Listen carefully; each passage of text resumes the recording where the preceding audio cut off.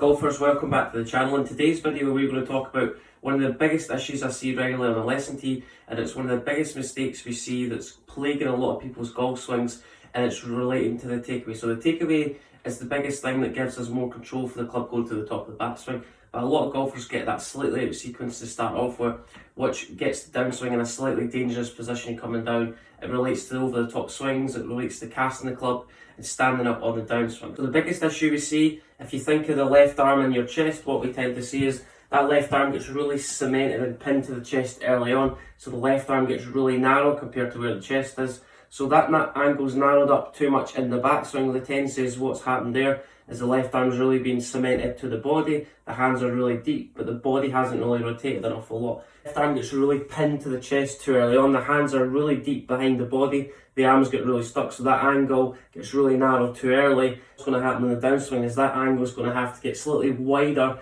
for us to get the club on the right path and also control the low point of the golf club. We've not really created a lot of depth there, the arms just kind of went across the chest, it's really cemented to the chest, the hands go really deep. The body then starts to rotate. The deeper the hands get, the club is way behind my body. This right elbow gets slightly disconnected. When we create that issue on the way down, there has to be a widening of this angle at some point to try and get the club back on the desired path. This kind of casting, that right arm gets a little bit too wide too early. It gets really narrow in the backswing. The end product to that is it has to widen on the way down, resulting in cast shots, over the top shots. And you can also see some golfers, as they get to impact, they're kind of standing up to try and release the club a little bit earlier, just to try and prevent the club becoming a little bit too steep. Or you also see a lot of golfers who kind of stop their body turning, and then what happens from there is all their body weight remains on their back foot.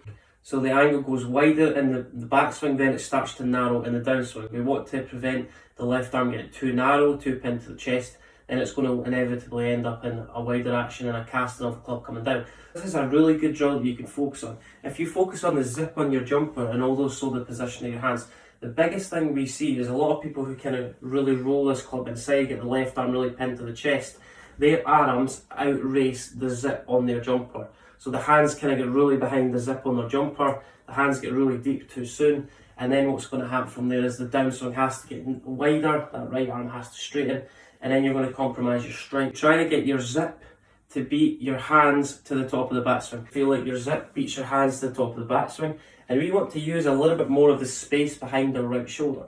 So don't kind of get that left arm really pinned to your chest. The chest comes first, then the hands elevate slightly just to try and create a little bit more width. Your right shoulder is going back the way, left shoulder is going down. Hands have to feel like they elevate a touch as your chest is beating your hands to the top of the backswing. Right shoulder going back, hands get a little bit higher at the top, come back down, that angle is going to narrow slightly, and the feeling on the way down is your left arm just gets a little bit tighter to your chest on the way down and not on the way back. Coinciding with drill number one, this is drill number two.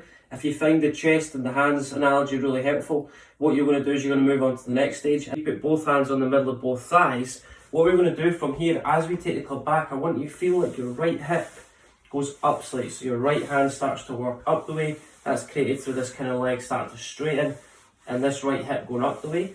Your right shoulder goes up slightly, your left shoulder goes down. So your right shoulder's going up, left shoulder's going down. That's going to help us create a little bit more of a kind of tilt in our shoulders. I really feel that right shoulder starts to work up a little bit. The grip end of this golf club is working down towards the golf ball. So right shoulder up, left shoulder down. That club has to feel like it disappears behind your body. It's initiating the backswing with feeling like I'm turning my right shoulder. Another feeling might be that you're almost trying to feel like your left shoulder moves down and underneath your chin. That's another good feeling for you to try and get the club on a desired path.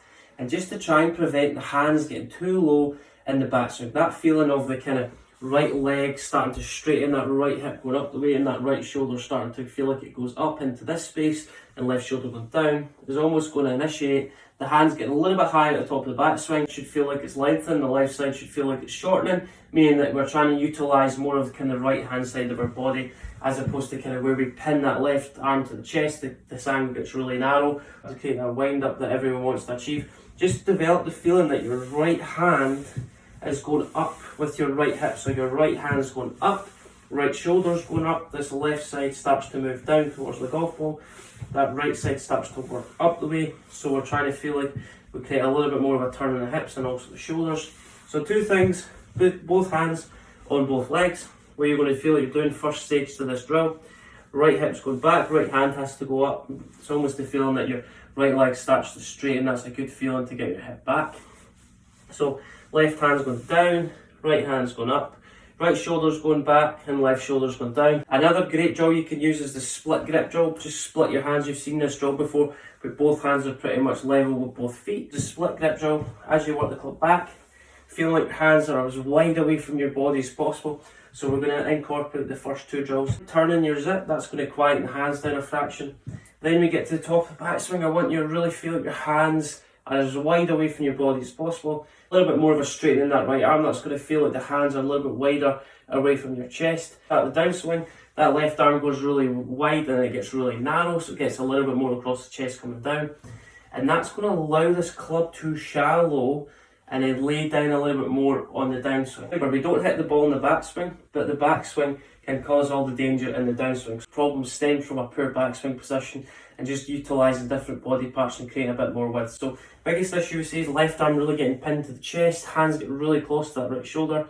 As we start down, that angle has to get wider, hands get a little bit steep, a little bit away from the body.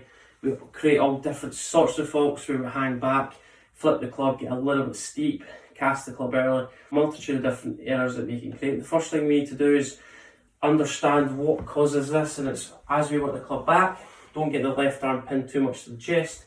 When we start to get to the top, feeling a little bit more space in your hands away from your body, so that left arm gets a little bit higher, just narrowing that angle as we come down. So left arm as we come down works a little bit more down the chest. Then the shaft has to feel like it's a little bit shallower, a little bit more from the inside. If you struggle with a lack of depth in the backswing and a steep downswing, please have a look at this video. There's 3 or 4 really good feelings and drills that you can implement within your practice. A quick thought in the comment section of this video just to let me know what you're working on within your game, areas of your game you need assistance with. Please like and subscribe to the channel.